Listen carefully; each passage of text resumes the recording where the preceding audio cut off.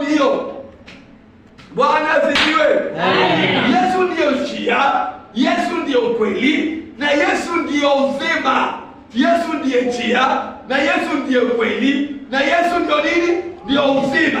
Kwa hivyo ukishika njia za Yesu, amen. Amen. Na Biblia inasema 16:25 Proverbs kwamba kuna njia nyingine inaonekana mazuri machoni pa mtu, lakini mwisho wake ni mauti. Sasa wengi wanafuata hiyo njia ambayo inaonekana mzuri sana machoni pa watu. Hata ukiambia njoo tuombe, hataomba. Mama hata itabia, hata wewe ndugu shika hii njia, hata shika. Maana kuna njia ambayo inasapota wengi.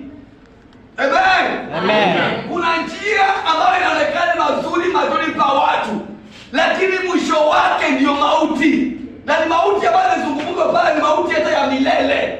Kuna kukufa milele na milele na kuishi milele na milele. Ndio Petro akasema, tuende wapi? Wewe una neno la uzima. Yesu ndiye ana neno la uzima.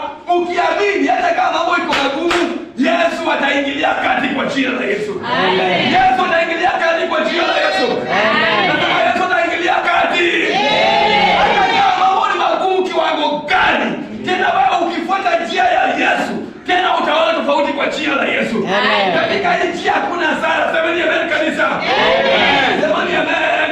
Amen. Katika hii njia ya Yesu hakuna hasara. Maana hata kama njia hiyo inaonekana kama hakuna maana, lakini utashikwa na ukimwi, utaishi. Lakini yapo moja hiyo kupata pesa zake kulindaidai, mara heti wa virusi anameza makutembe. Vizuri kutembea katika njia ya Yesu. Vizuri. Maana hiyo njia ni njia ambayo ukitembea utajuta. Yesu ndiye njia. Amen. Yesu ndiye njia.